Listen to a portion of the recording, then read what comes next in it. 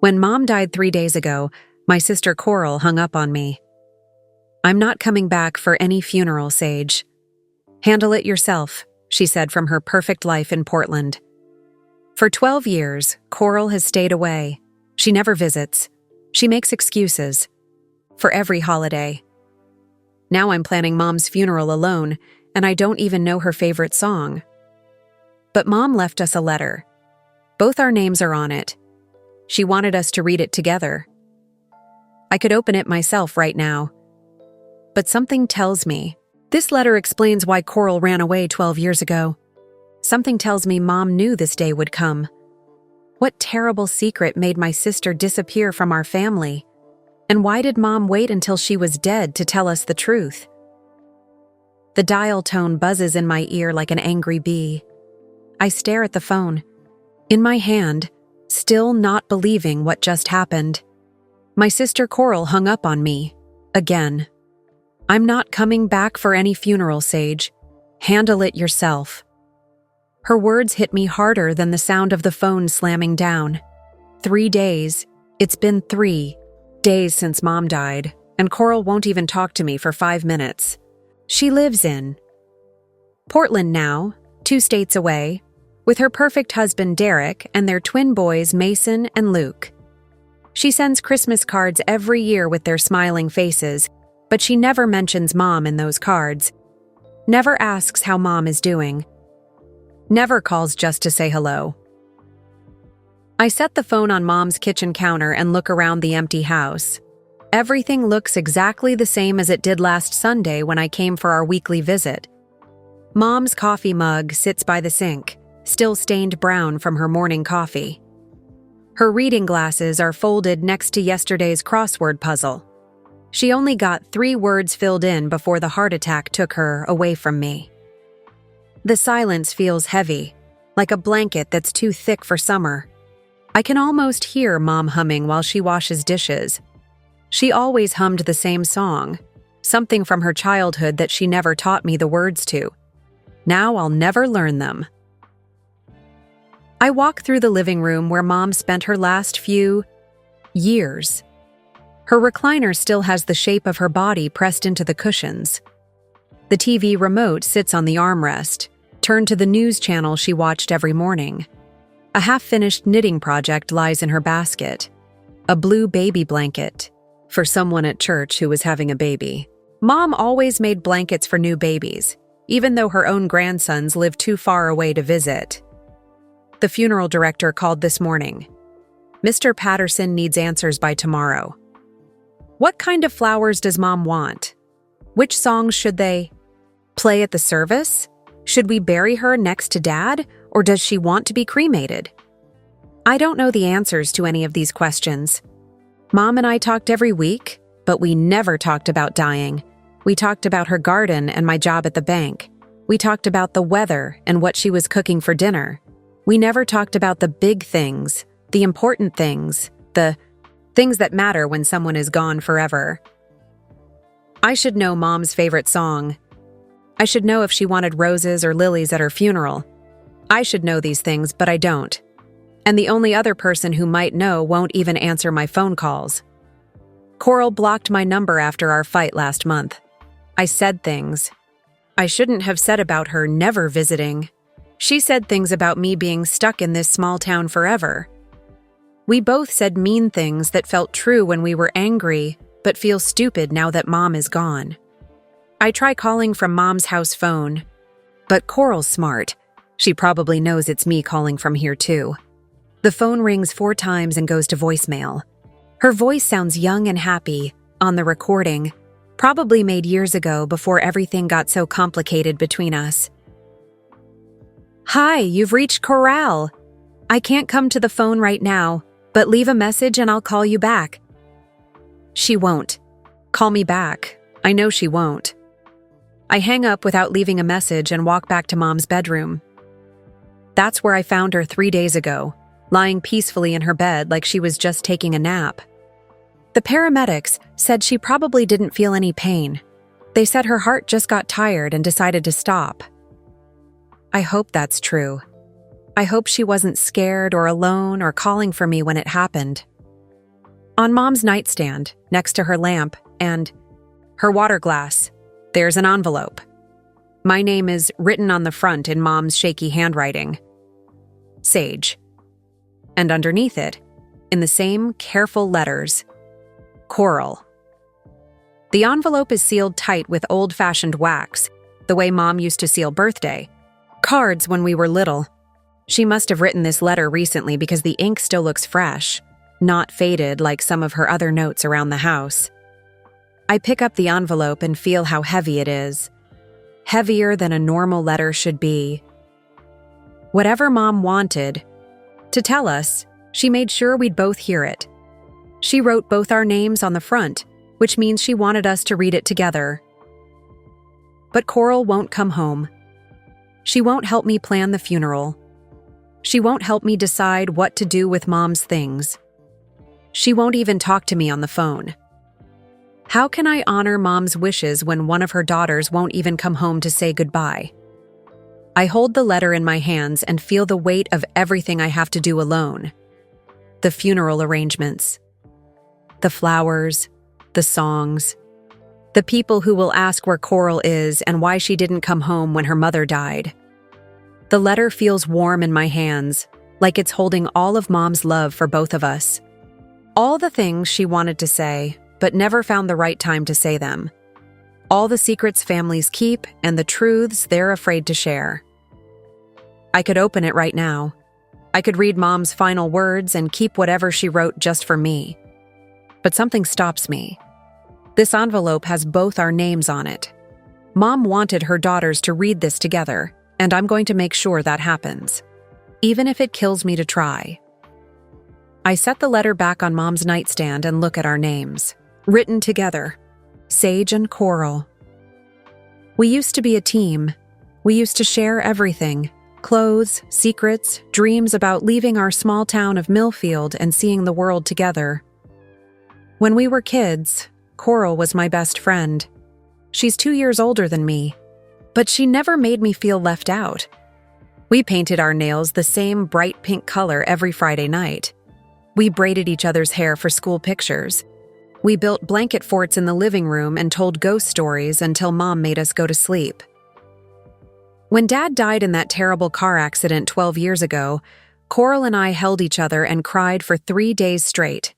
We promised we'd always take care of Mom together. We promised. We'd never let her feel alone. We made so many promises that winter, sitting in this same kitchen, eating casseroles from neighbors and trying to figure out how to live without Dad's laugh filling up the house. But somewhere along the way, promises got broken. It started small. Coral missed Mom's birthday because she had to work late. Then she couldn't come home for Thanksgiving because Derek's family was visiting from California.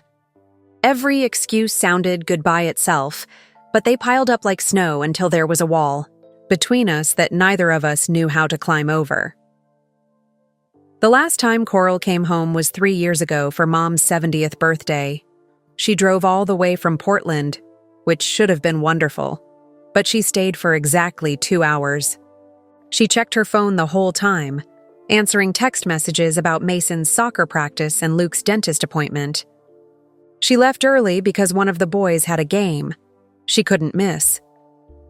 Mom spent the rest of that day sitting in her recliner, staring at the birthday cake no one finished. Eating. It was chocolate with vanilla frosting, Mom's favorite, but she just picked at one piece and threw the rest away. She has her own life now, Mom said when I got angry about Coral leaving so soon. We can't hold her back from living it. But I saw how Mom's face lit up whenever Coral's name appeared on her phone. I saw her practice conversations in the bathroom mirror, thinking of interesting things to say during their short monthly calls. Mom kept every school photo of Mason and Luke on her refrigerator, even though they barely knew their grandmother's name. I stayed in Millfield after high school. I got a job at First National Bank, found a small apartment downtown, and visited Mom every Sunday without fail. We'd watch old movies and eat popcorn. She'd tell me stories about her childhood, about meeting Dad at a church dance, about the dreams she gave up to raise us girls. I became the keeper of all her memories, while Coral became a stranger who sent Christmas cards. Now I'm the only one left who remembers Mom's stories. I'm the only one who knows she liked her coffee with 2 sugars and cream. I'm the only one who knows she talked to her flowers every morning because she thought it helped them grow.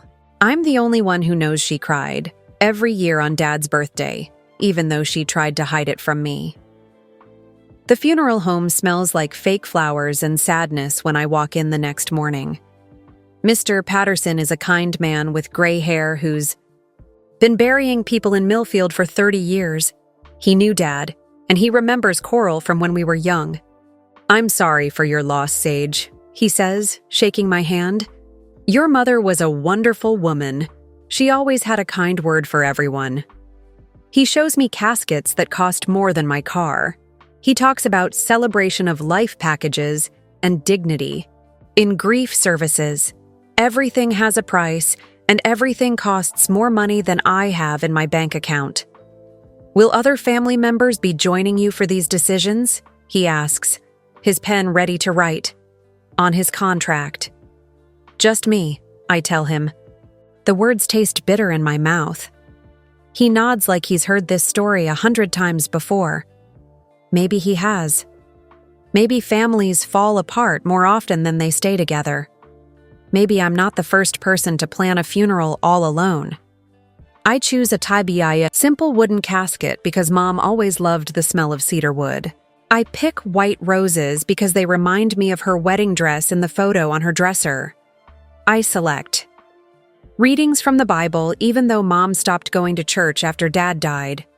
But I think she'd want people to remember her as faithful, even when faith was hard to find.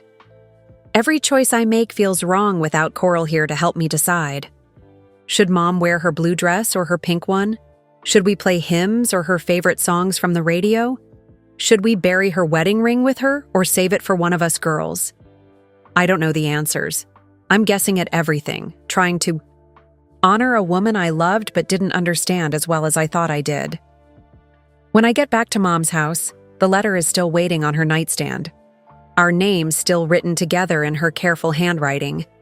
Mom wanted us to read this together, and somehow, I'm going to make that happen. I have one more idea to get my sister home. The next morning, I drive to the post office with shaking hands. Mom's letter sits inside a big manila envelope addressed to Coral's house in Portland. I looked up her address online, 2847 The Pine Street, a pretty neighborhood with good schools for the boys. I've never been there, but I've seen photos on her. Christmas cards, a blue house with white shutters and a front yard, perfect for playing catch. I write my own note on bank paper and fold it around Mom's sealed letter. Coral, Mom left this for both of us. She wanted us to read it together. The funeral is Saturday at 2 p.m. at First Methodist Church.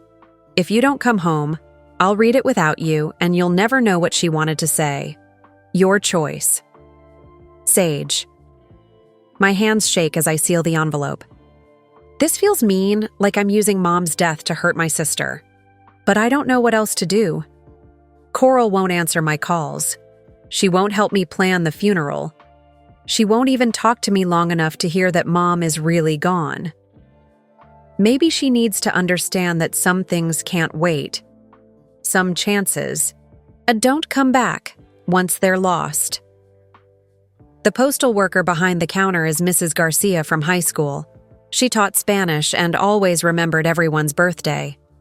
Now she's working part-time at the post office because her teacher's pension isn't enough to live on. Express mail to Portland? She asks, looking at my envelope. Yes, it needs to get there tomorrow. That'll be $43. $43 I don't have. $43 that should go toward groceries or gas money or Mom's funeral expenses. But I hand over my credit card anyway because some things are more important than money.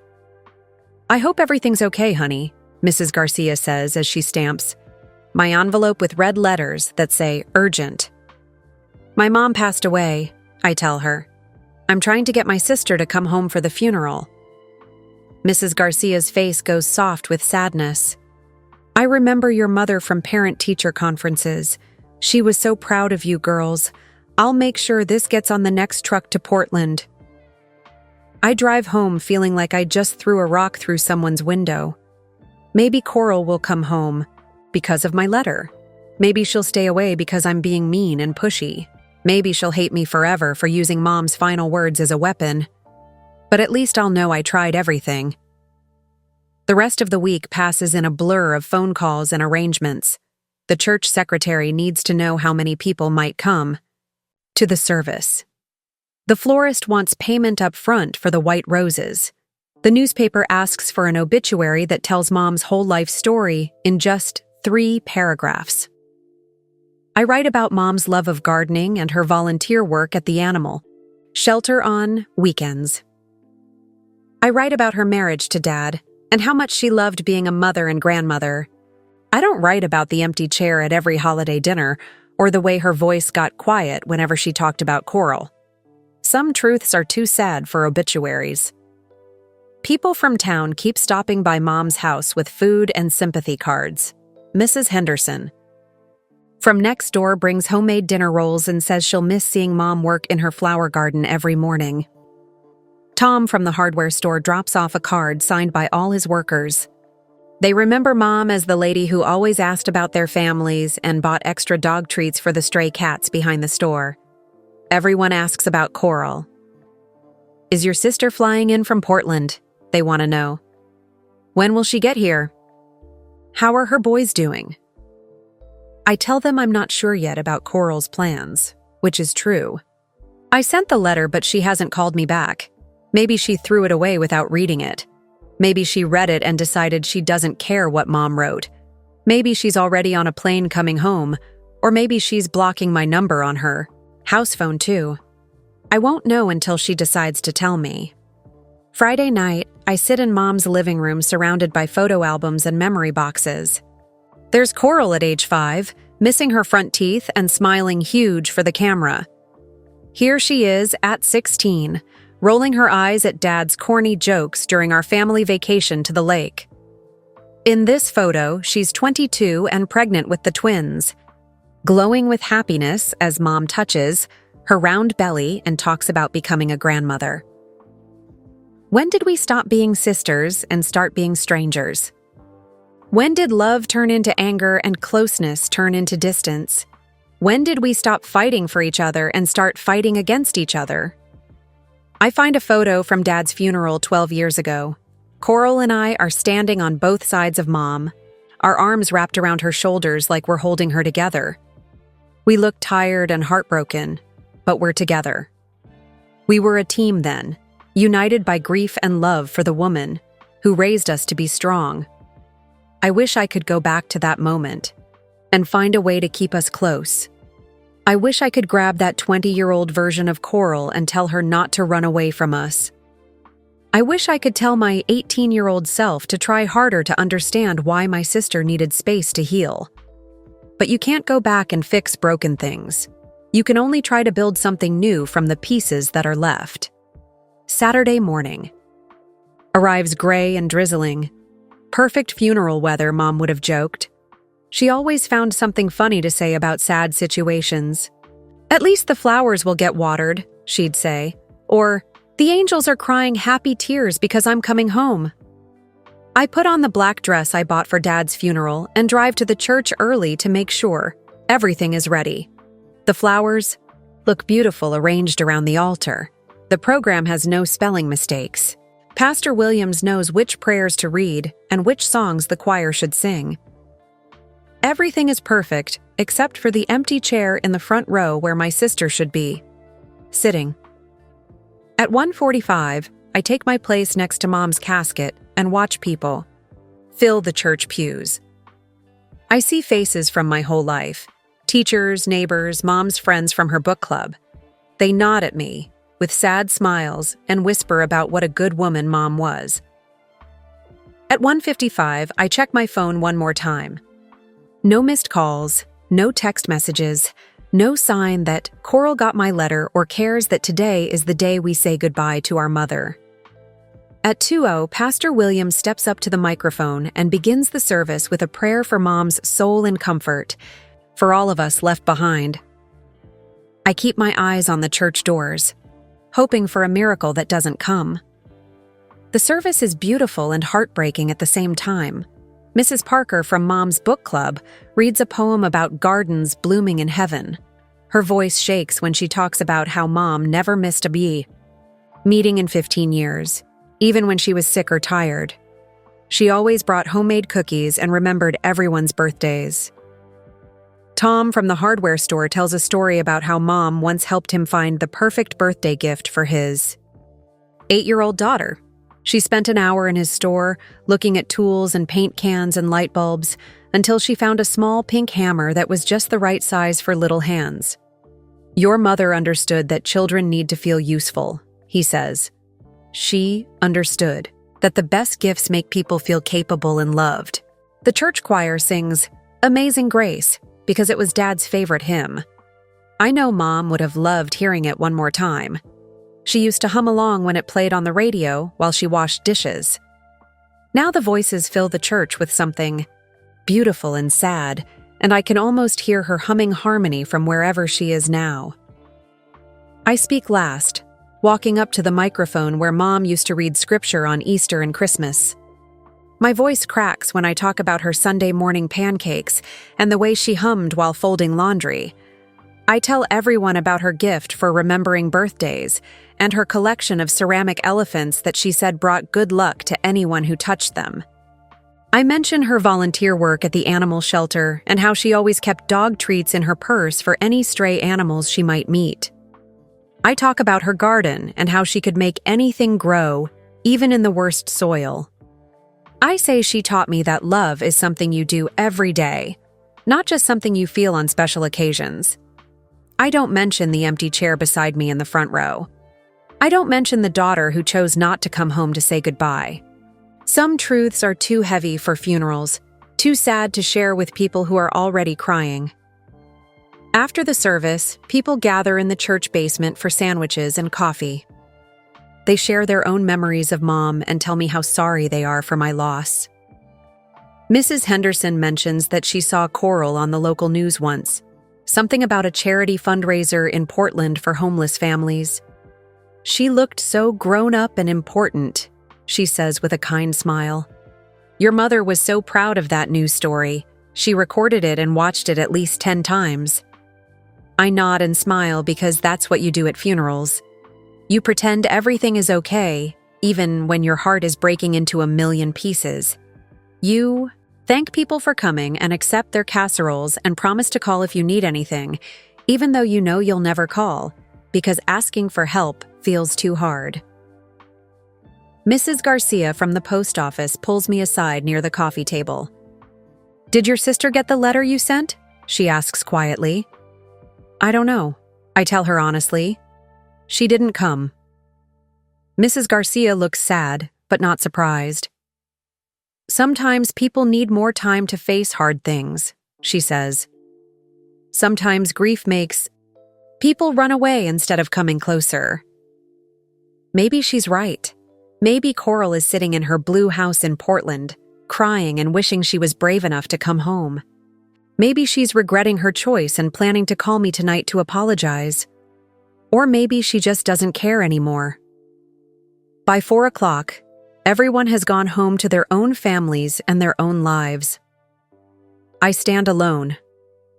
In the cemetery as they lower Mom's casket into the ground next to Dad's grave, the workers are kind but quiet, doing their job with respect but without emotion. This is just another burial for them, another family saying goodbye. But for me, it's the end of everything I've known for 28 years. No more Sunday visits. No more phone calls about Mom's garden or her doctor appointments. No more person in the world who remembers my first steps or my favorite bedtime story or the way I used to sing made-up songs while playing with my dolls. The headstone will read, Eleanor May Henderson, beloved wife and mother, because that's what she was, even if one of her daughters forgot to remember it when it mattered most. I drive home to Mom's empty house and sit at her kitchen table with the manila envelope that came back from Portland. It has a bright yellow sticker on it that says refused, returned to sender in big black letters. Coral refused the letter. She refused to come home. She refused to help bury the woman who gave birth to her and loved her for 30 years, even when that love had to travel across 2 states and through years of silence. I understand now why Mom sealed her letter and wrote both our names on it. She knew this day might come. She knew Coral might not be here when we needed her most. She knew I'd be sitting alone in this kitchen, holding the last words she'll ever speak to her daughters. But Mom also knew that love doesn't die just because people make bad choices. She knew that. Families can break apart and still find ways to heal. She knew that sometimes the most important conversations happen after someone is already gone. My hands tremble as I pick up Mom's letter and break the wax seal. Whatever she wrote, I'm the only one left to read it. Whatever secrets or truths or final wishes she wanted to share, they're mine to carry now. I take a deep breath and unfold the pages, ready to hear my mother's voice one last time. My dearest daughters, if you're reading this, then I'm gone and you're probably fighting again. I hope you're reading this together, but I know my girls well enough to guess that one of you is stubborn and the other is hurt. That's how it's always been with you two. Sage, my reliable one, you're probably angry at your sister right now. You've carried so much weight these past few years, and I see how tired you are. You visit every Sunday and pretend everything is fine, but I know you're sad. I know you feel abandoned. I know you think Coral doesn't love us anymore. My hands start shaking. Mom always could see right through me, even when I thought I was hiding my feelings perfectly. Coral, my ambitious one, you're probably reading this from far away if you're reading it at all. You think I don't understand why you had to leave, but I do. You think I'm disappointed in your choices, but I'm not. You think I love you less because you're not here, but that's impossible. Tears blur my vision, but I keep reading. Mom's handwriting gets shakier on the next page, like she was crying while she wrote it. I need to tell you both something I should have said years ago. The reason your father died in that car accident, the reason he was driving on that icy road at midnight 12 years ago, was because he was coming home from Portland. He was coming home from visiting Coral at college after she called crying about failing her chemistry class. The letter falls from my hands. I read those words 3 times before they make sense. Dad was in Portland. Dad was helping Coral, but we never knew that. Coral never told us Dad was there that weekend. I pick up the letter with shaking fingers and keep reading. Coral, you begged him not to tell anyone about your struggles. You were embarrassed and scared and thought you were disappointing us. So Dad drove 3 hours in a snowstorm to help you study and give you one of his famous pep talks. He spent the weekend helping you prepare for your makeup exam, and you passed with flying colors. He was driving home Sunday night when he hit that patch of ice on Highway 20. The accident wasn't your fault, baby girl, but I know you blame yourself. I know that's why you stopped coming home. I know that's why you can't look at me without seeing his death in your eyes. My mouth falls open. All these years, I thought Coral was just selfish. I thought she abandoned us because she got too busy with her new life. But she was running from guilt. She was running because she thought she killed our father. Sage, I never told you this because your father made me promise to keep Coral's struggles private. But you deserve to know that your sister didn't abandon us out of selfishness. She left because she thinks she killed your father. She's been running from that guilt for 12 years. And I let her run because I didn't know how to heal her pain. I'm crying so hard now I can barely see the words. All those fights we had. All those times I called Coral selfish and ungrateful. All those years I spent angry at her for leaving us alone. The truth is, your father died doing what he loved most, taking care of his daughters. He would have driven through 10 snowstorms to help either of you. He wouldn't want his death to tear you apart. He'd want his girls to love each other the way he loved both of you. Coral, you didn't kill your father. You were his purpose, not his burden. Every mile he drove to help you was a mile driven with love. He was proud of you for calling when you needed help. He was proud of you for graduating college and building a life for yourself. He would be proud of the mother you've become and the marriage you've built. Sage, you haven't been abandoned. You've been the keeper of our family's heart while your sister healed from wounds you couldn't see. That's not a burden. That's a gift. You've given me 12 extra years of feeling loved and needed. You've been my anchor when the storms of missing your father and worrying about Coral threatened to drown me. I have to stop reading for a minute. I walk to the kitchen window and look out at Mom's garden, where her roses are still blooming even, though she's not here to tend them.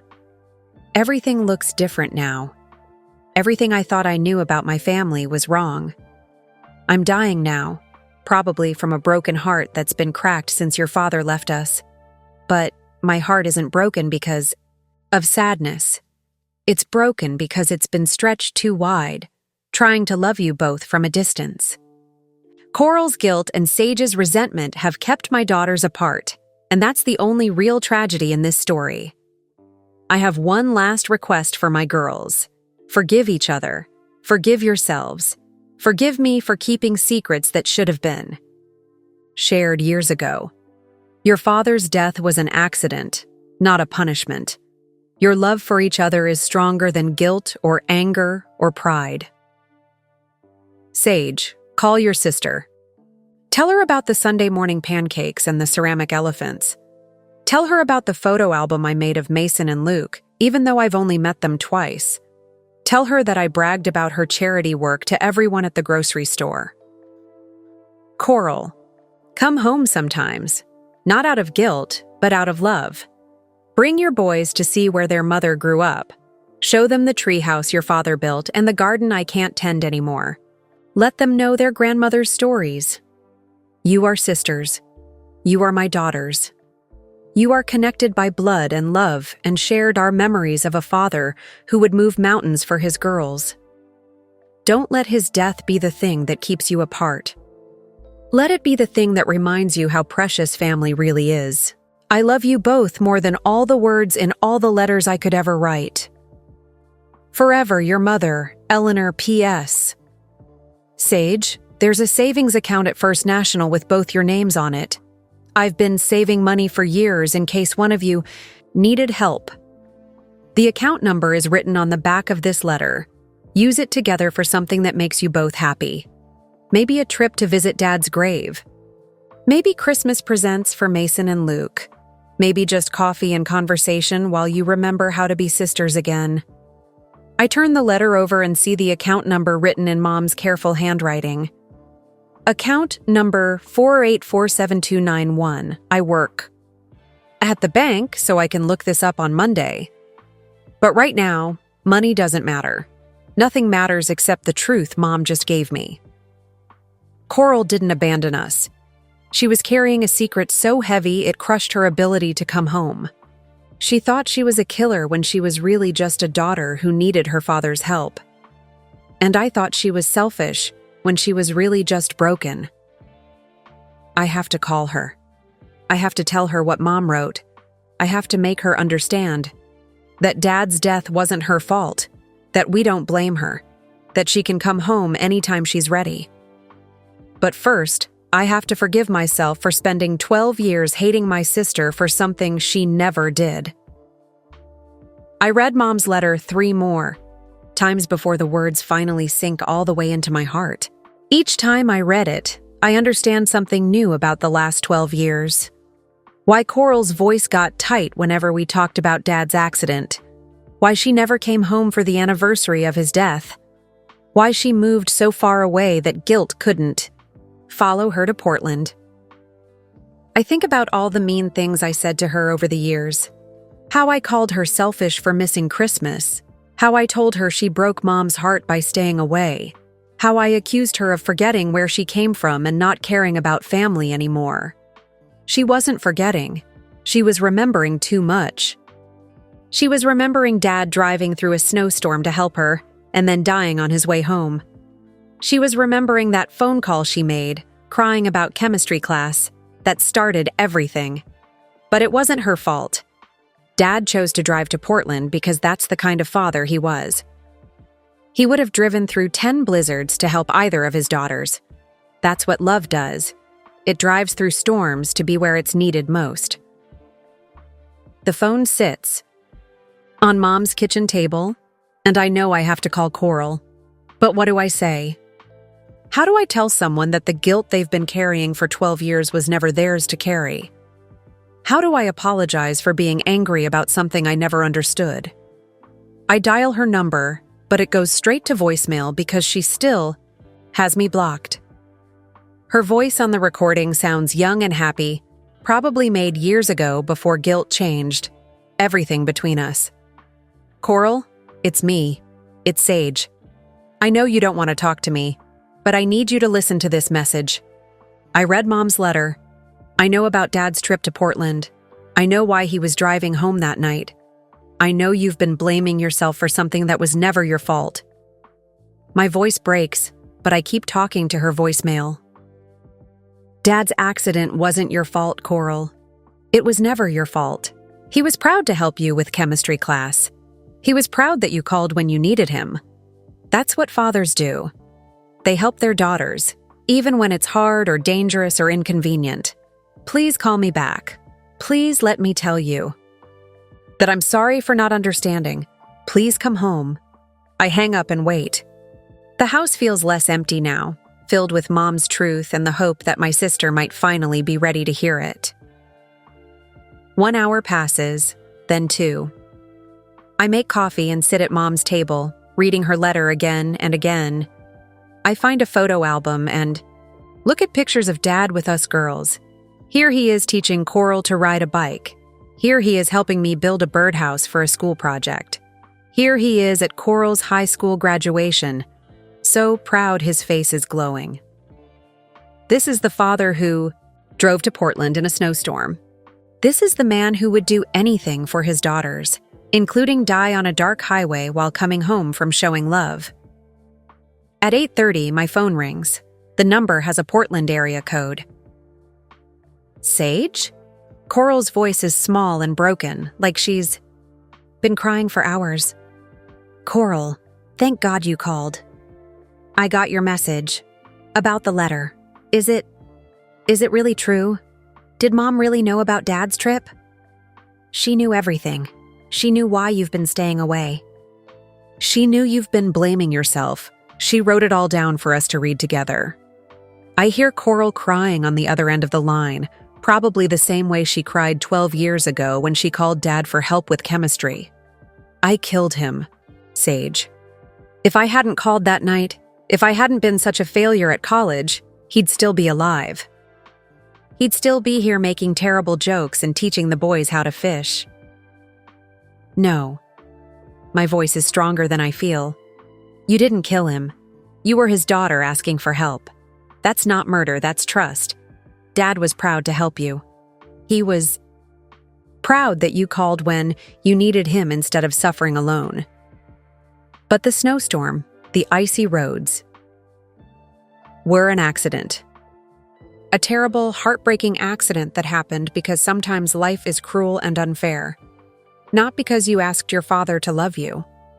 We cry together over the phone, separated by 2 states, but connected by grief we should have shared. Years ago. All this time we've been crying alone when we could have been crying together.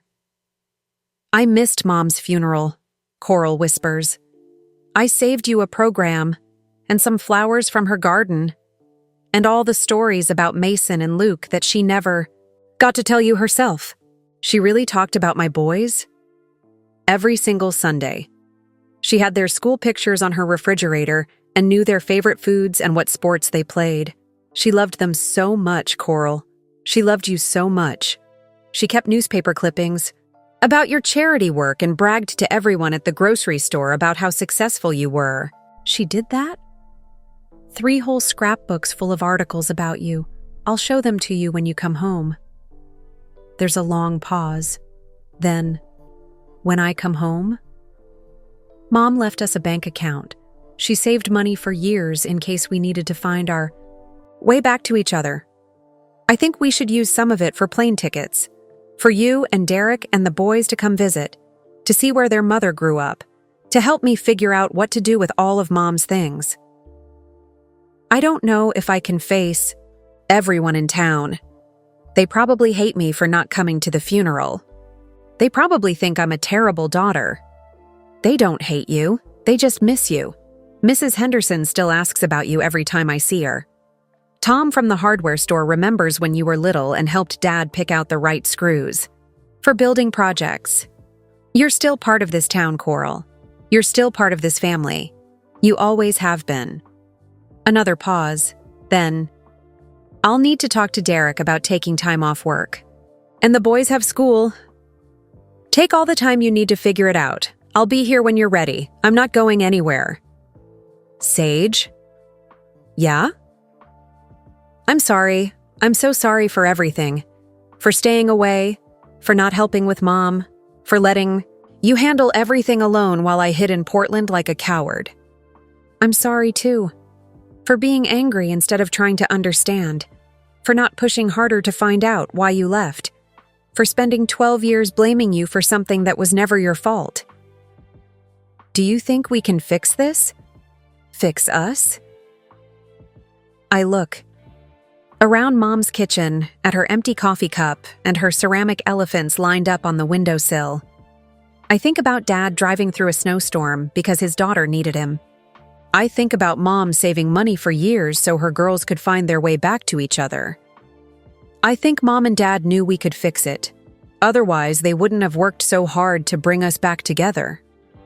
I love you, Sage. I never stopped loving you. Even when I was too scared and ashamed to come home. I love you too, sister. I never stopped being proud of the woman you became, even when I was too angry to admit it.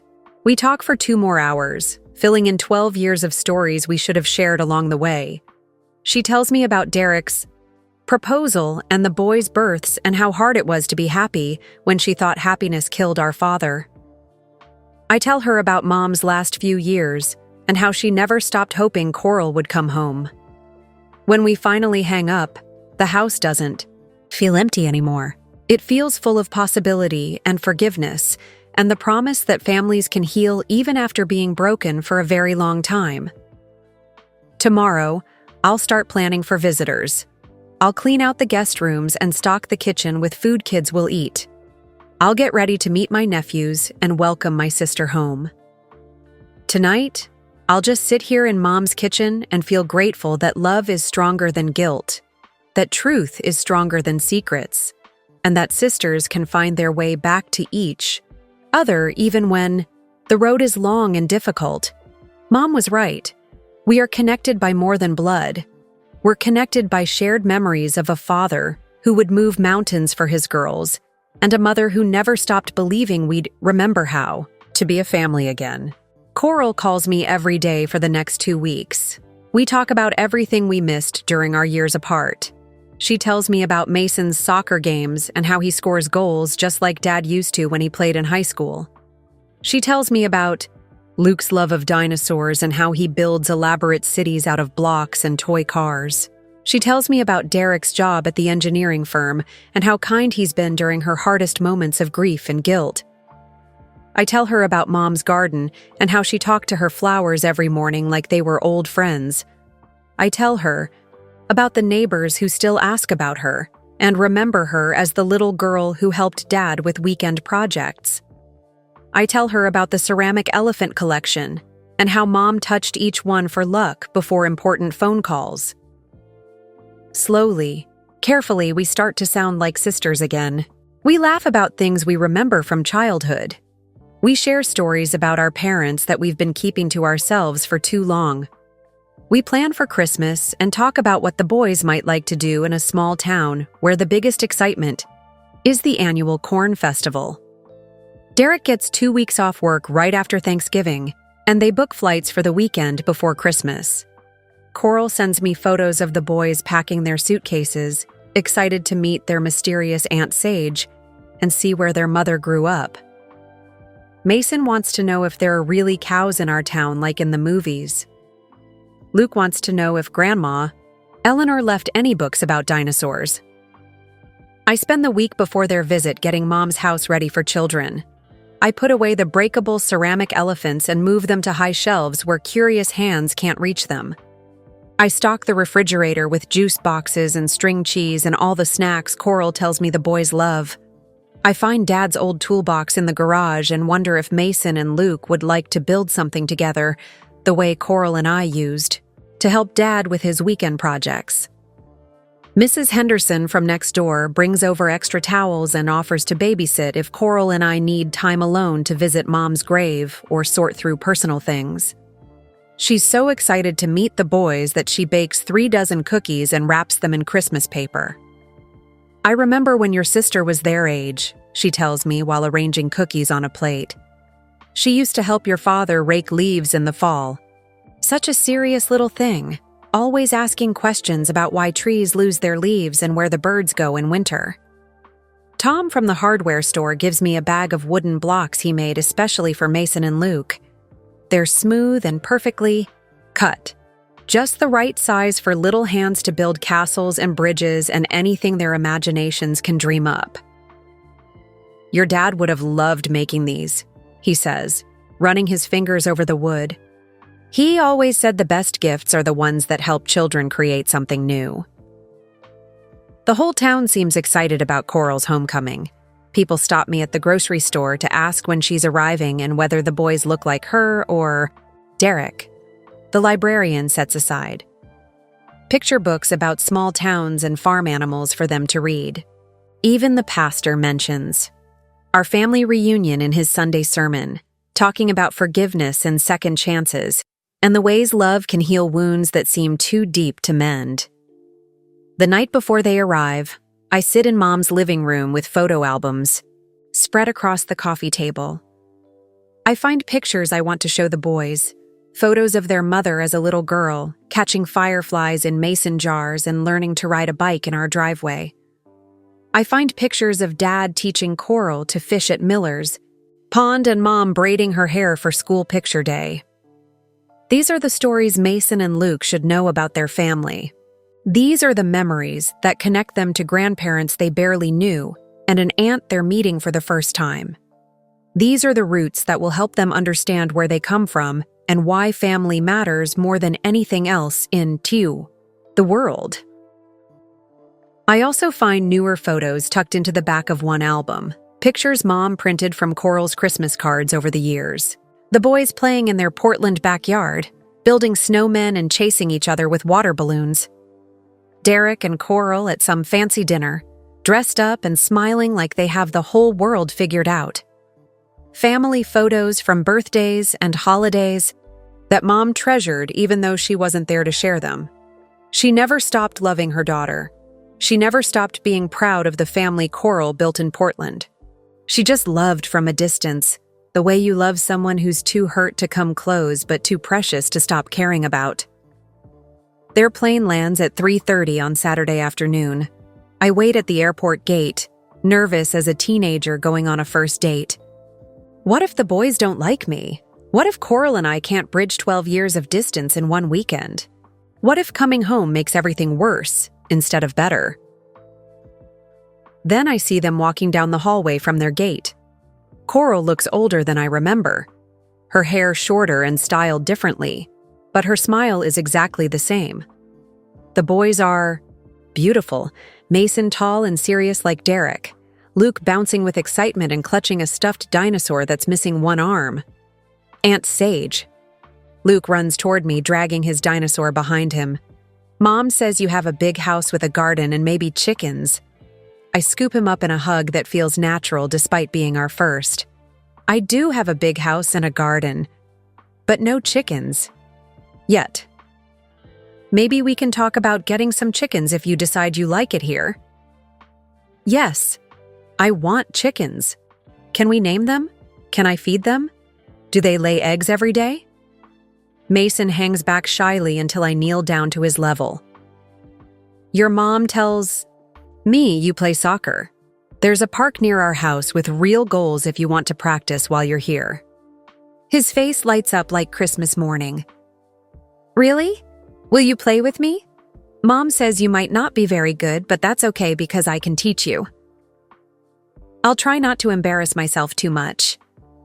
Then Coral is there, and we're hugging for the first time in 3 years. She smells like vanilla perfume and airplane snacks, and she's crying a little but trying not to let the boys see. Thank you, she whispers in my ear. Thank you for calling me home. Thank you for reading that letter and helping me understand the truth. Thank you for being brave enough to come back. Thank you for bringing my nephews to meet me. The drive to Mom's house is filled with chatter from the boys and nervous laughter from the adults. Luke wants to know about every building we pass and whether there are any dinosaur museums in town. Mason asks if we can stop for ice cream and whether Aunt Sage knows how to make the kind of pancakes Mom makes on Sunday mornings. Derek, quiet and kind like always, squeezes Coral's hand and tells me how much the boys have been looking forward to this trip. They've been asking questions about their grandmother and their aunt for weeks, he says. I think they need to know where their mother comes from. When we pull into Mom's driveway, Coral goes very still. It looks exactly the same, she says quietly. Mom didn't like to change things. She said home should feel familiar, like putting on your favorite sweater. The rose bushes are so much bigger than I remember. She talked to them every morning while she had her coffee. She swore it made them grow better and bloom longer. Luke tumbles out of the car and runs straight to the garden, even though most of the flowers are sleeping for winter. Look at all the different plants. Can we pick some for Mommy? Can we plant new ones in the spring? Let's get our suitcases inside first, Coral says, but she's smiling as she watches him explore. Mom's flower beds. Mason finds the tire swing Dad hung from the big oak tree 20 years ago. Does this still work? Can I try it? Will someone push me? Only one way to find out, I tell him. We spend the rest of the afternoon rediscovering Mom's house through the boys' eyes. They find treasures in every corner. Dad's old baseball glove, Mom's collection of snow globes from places she never visited, photo albums filled with strangers who look like family. Luke falls in love with the ceramic elephants and wants to know all their names and whether they really bring good luck. Mason discovers Dad's toolbox and begs to build something before dinner, just like his mother used to do when she was his age. Coral walks through the house like she's visiting a museum of her childhood. She touches the door frame where Mom measured our heights every birthday. She finds her old bedroom, now Mom's sewing room, and smiles at the quilt Mom was working on before she died. She was making this for Mason, Coral says, running her fingers over the baseball-themed fabric. She asked me about his favorite team during one of our phone calls last year. She was making one for Luke, too. Dinosaur pattern, of course. She never told me she was making quilts for them. She wanted to surprise you when you finally came home. After dinner, we sit on the front porch while the boys chase fireflies in the yard, just like Coral. And I used to do on summer evenings when we were their age. The December air is cold, but not bitter, and the porch light attracts enough bugs that the boys think they've discovered buried treasure. I forgot how quiet it is here, Coral says, pulling her coat tighter around her shoulders. Too quiet for city kids? Maybe not. Luke keeps asking if we can move to the country and get chickens and a garden like Grandma Eleanor had. There's plenty of room in Mom's backyard for chickens, and a bigger garden if you wanted to plant one. We look at each other, testing the weight of possibilities neither of us is ready to name out loud. I can't move back here, Coral says quietly. Derek's job, the boys' school, our whole life is in Portland. I know. But maybe you could visit more often? Maybe the boys could spend summers here, learning about where they come from? Maybe we could do that? Maybe they need to know their roots, even if those roots are planted in different soil than where they're growing up. That night, after Derek and the boys are tucked into the guest rooms, Coral and I stay up late, talking on the porch like we used to when we were teenagers. We share 12 years of stories we should have shared along the way. She tells me about Derek's proposal on a mountain in Oregon and the boys' births and the house they bought with a view that makes her feel like she's living in a postcard. I tell her about Mom's last few years, her quiet pride in Coral's family, her sadness during holidays when her daughter was too far away to come home but too loved to forget. She knew you loved her, I say as the clock in the church tower strikes. Midnight. Even when you couldn't be here, she knew your heart was still connected to home. I should have called more, visited more. I should have brought the boys to meet her before it was too late. You can't change the past, but you can help me figure out what to do with her house and her things. You can help me decide which memories to keep and which ones to share. What if I'm not ready? What if being here hurts too much?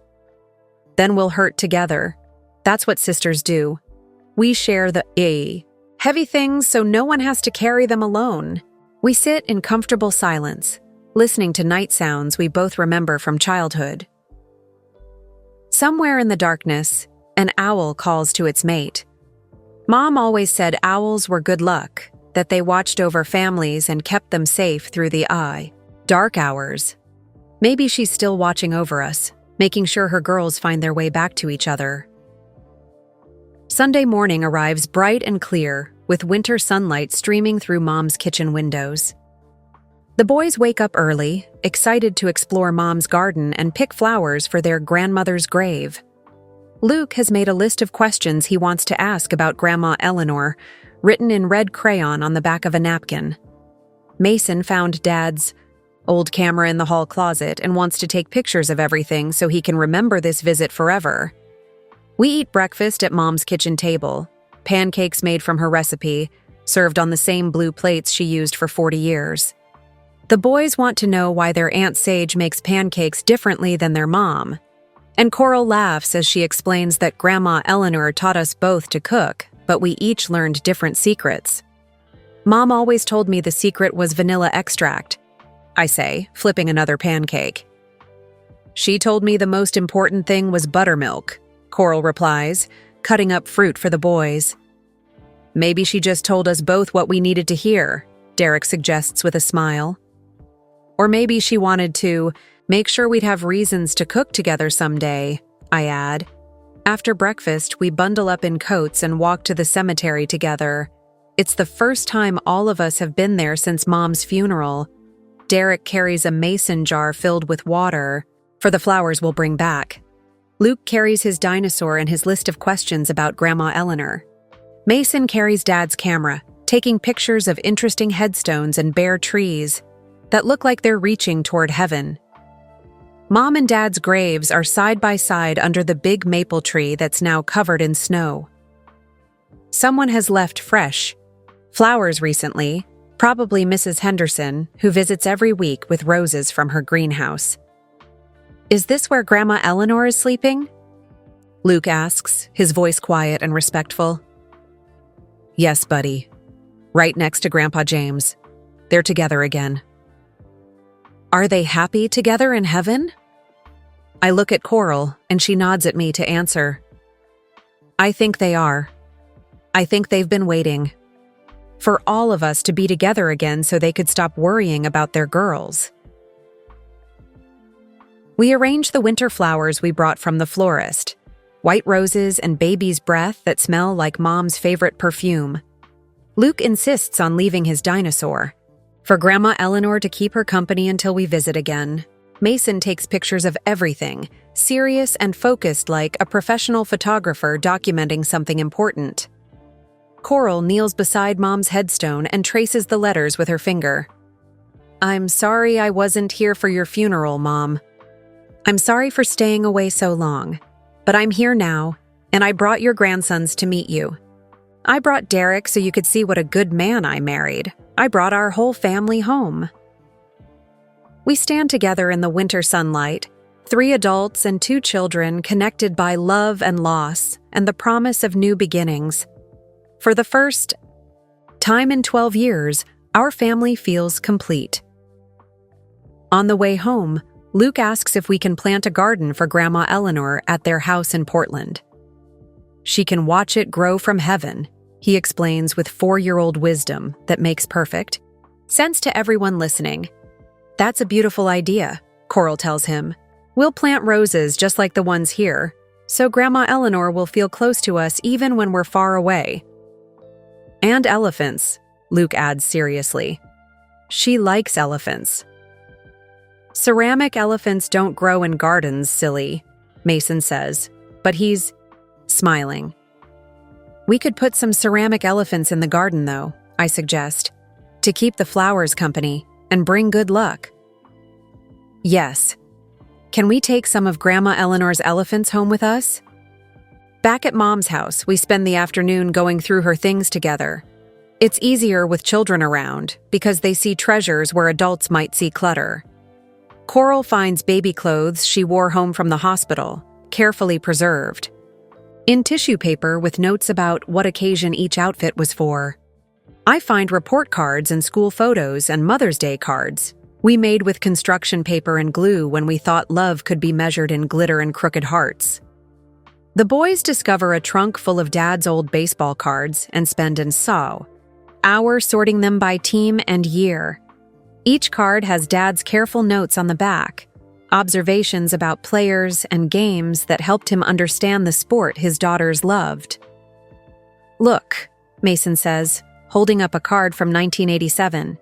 Grandpa James wrote about every single player. Good hitter but needs to work on defense. Future Hall of Famer if he stays healthy. Eleanor's favorite player. Don't ask me why. He was teaching himself about baseball so he could understand what we loved, Coral remembers. He never played sports growing up, but he wanted to share our interests and be part of our conversations. We find more evidence of Dad's quiet devotion throughout the house. Books about gardening, because Mom loved flowers. A cookbook full of dessert recipes because she had a sweet tooth. CDs of music he probably didn't enjoy but bought because they made her smile while she cleaned or cooked dinner. He really loved her, Derek observes, looking through a photo. Album filled with pictures of Mom gardening while Dad watches from the porch. 43 years, I say. They would have celebrated their 44th anniversary next month. What would they want us to do with all this? Coral asks, gesturing at the lifetime of possessions surrounding us. We decide together, like a real family making choices, that honor the people we loved. The boys. Each choose something special to take home. Luke wants one of Mom's ceramic elephants, the small blue one that looks like it's dancing. Mason wants Dad's old baseball glove and promises to learn how to play catch so he can teach his own children someday. Coral takes Mom's wedding ring and the unfinished quilt she was making for Mason. I keep Dad's tools and Mom's recipe box and the photo albums that tell our family's story through 50 years of birthdays and holidays and ordinary Tuesday afternoons. Everything else we'll donate or give to neighbors who remember Mom fondly. Mrs. Henderson wants the rose bushes for her own garden. Tom from the hardware store could use Dad's workbench for his woodworking projects. The animal shelter would love Mom's volunteer supplies and the treats she kept for visiting dogs and cats. What about the house? Coral asks quietly. It's the question we've been avoiding all weekend. Mom's house needs more repairs than I can afford on my bank teller salary. The roof leaks in 2 places, the furnace is older than the boys', and the kitchen hasn't been updated since 1985. But it's also the place where we learned to ride bikes and baked cookies with Mom and listened to Dad's bedtime stories about brave princesses and talking animals. I can't afford to keep it by myself, I admit. And I can't afford to fix it up enough to sell it either. What if we kept it together? Coral suggests quietly. What if we used Mom's savings account to fix the big problems and kept it as a family house? Somewhere the boys could come for summers. Somewhere we could all come when we need to remember where we came from. Derek nods thoughtfully. The boys would love having a place to run around and explore. And the cost of living here is so much lower than Portland. We could afford to maintain a second home here, especially if we're sharing the expenses. You'd be okay with that? I ask. Keeping a house you can only visit sometimes? Better than selling the place where our parents fell in love, Coral says. Better than letting strangers live in the rooms where we grew up and learned what family means. We shake hands on it like business partners, but we hug like sisters who found their way back to each other. That evening, our last night together for a while, we make dinner using Mom's recipes and Dad's cast iron skillet. The boys help by stirring and tasting and making the kind of mess that would have driven Mom crazy and made her laugh at the same time. We eat at the kitchen table where our family shared thousands of meals, and for a few hours it feels like we never left, like time folded in on itself to give us this perfect moment. After dinner, we sit on the front porch and watch the sunset paint the winter sky pink and gold. Luke falls asleep in Coral's lap, exhausted from 2 days of adventure and discovery. Mason leans against Derek's shoulder, still clutching Dad's old baseball glove like a treasure. "Thank you," Coral says to me as the first stars appear in the darkening sky. "For what?" "For taking care of Mom when I was too scared to come home. For calling me after the funeral and telling me the truth. For reading that letter and helping me understand that I wasn't a killer, just a daughter who needed her father. Thank you for coming back, for bringing Derek and the boys, for helping me realize I wasn't abandoned, just chosen to be the keeper of our family's heart while you healed. We're going to be okay, aren't we? Our family, I mean. Despite everything that went wrong, we're going to figure out how to be sisters. Again." I look at my sister holding her sleeping son, at Derek quietly talking to Mason about the constellations appearing overhead, at the house that will stay in our family for another generation to discover and love.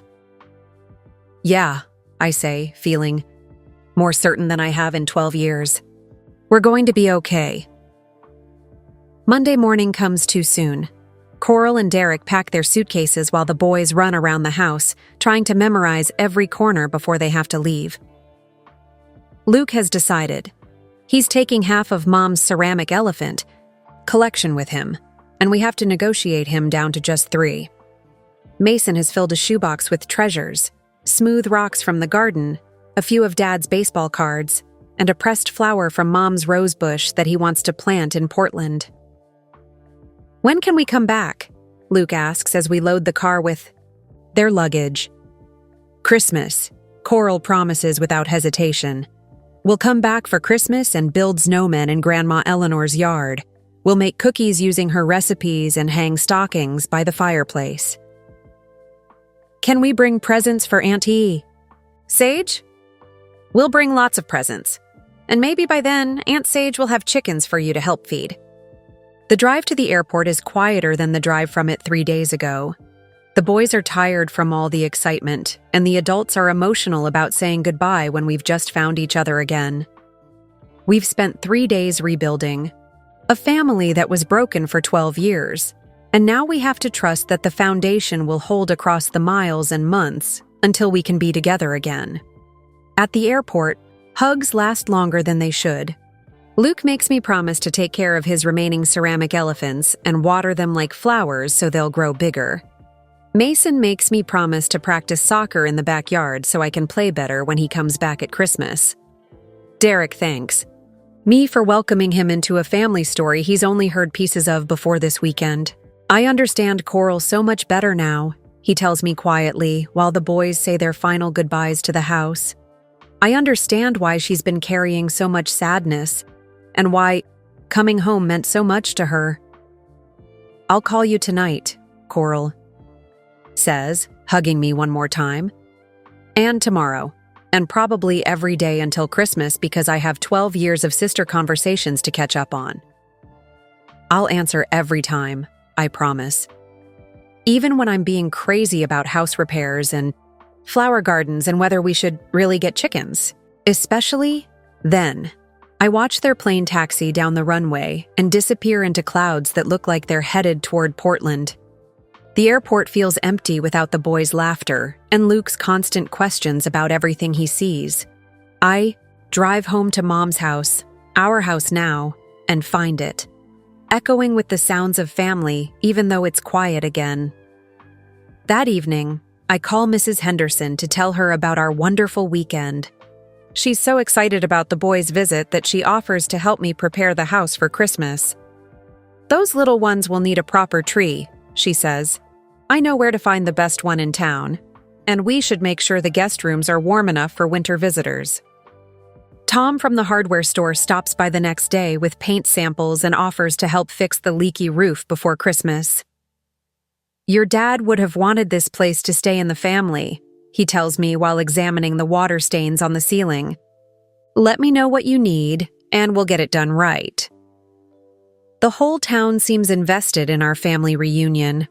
People I barely remember from high school stop me at the grocery store to say they're glad Coral came home and brought her boys. The wow. Mailman asks about Mason and Luke and says he hopes they'll visit again soon. Even. Pastor Williams mentions our family in his Sunday sermon, talking about forgiveness and second chances and the ways love can heal old wounds that seem too deep to mend. I start a list of repairs needed before Christmas: new furnace filter, roof patches, fresh paint in, the boys' room that will officially become Mason and Luke's room instead of just the guest room.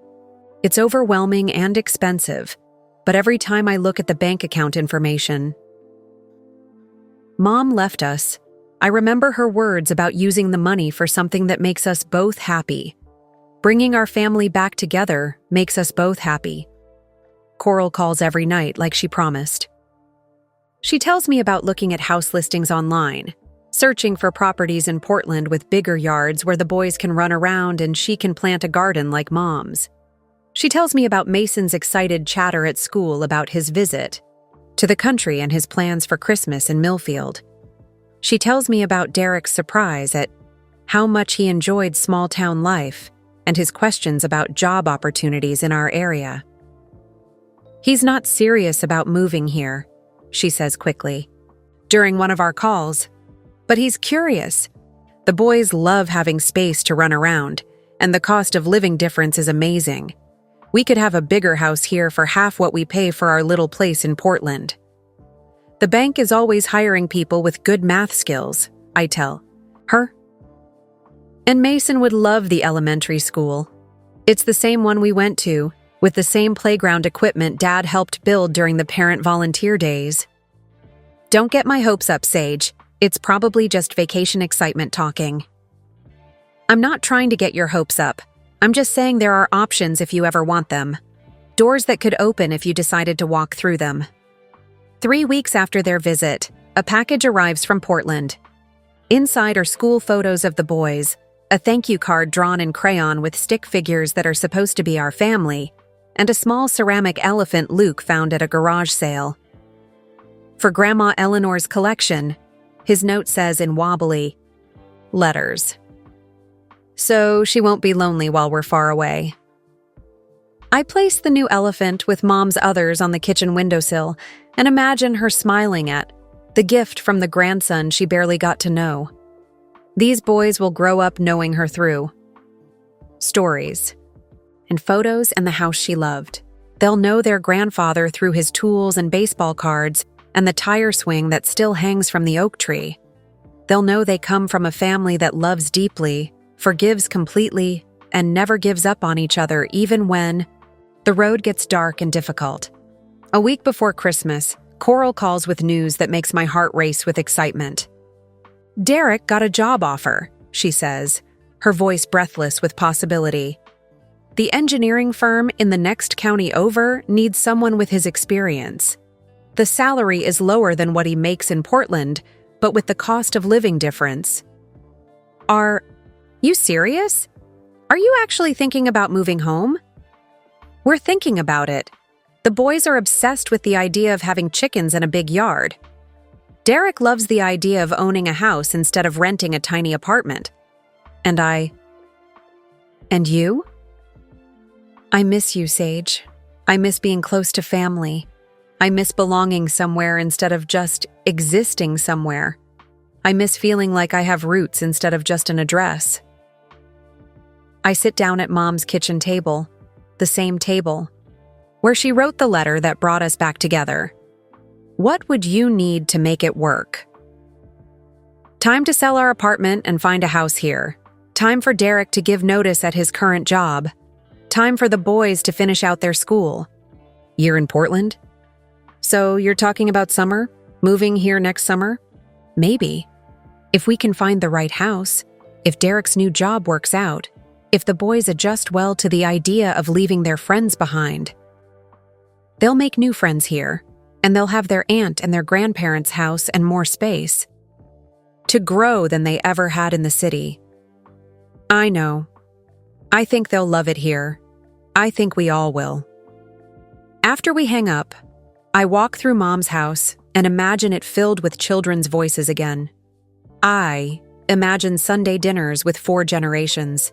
Around the kitchen table, I imagine Mason and Luke learning to garden in Mom's flower beds, and Derek helping me fix all the things that need repairing. I imagine Coral coming home not just for visits, but for good. That night, I dream about Mom and Dad sitting on the front porch, watching their grandsons play in the yard while their daughters work side by side in the garden. In my dream, Dad is laughing at something Luke said about dinosaurs, and Mom is teaching Mason how to talk to the flowers to make them grow better. When I wake up, I know they're both proud of how their girls found their way back to each other. Know they're happy that love won over guilt, that truth won over secrets, and that family won over everything that tried to tear us apart. Some promises take years to keep. Some families have to break before they can heal. Some love has to travel through pain and distance and misunderstanding before it finds its way home. But when it does find its way home, when sisters remember how to be sisters and children get to know where they come from, when a family decides that being together matters more than being comfortable or convenient, that's when you know that everything your parents taught you about love was true. That's when you know you're going to be okay. Sometimes the most broken families find the strongest ways to heal. Sage and Coral's story reminds us that love is always worth fighting for, even when it hurts. I'd love to know where you're listening from today. Drop a comment and tell me your city or country. It always amazes me how these stories bring people together from all around the world. If this story touched your heart, please hit that like button to help spread a little more kindness in the world. And don't forget to subscribe to the channel so you never miss stories about family, forgiveness, and finding your way back home. Speaking of finding your way back home, there's another incredible story waiting for you right now. Click on the video appearing on your screen to discover what happens when secrets from the past threaten to destroy everything a family has built. Trust me, you won't want to miss it. Until next time, remember that every family has a story worth telling, and every story has the power to heal.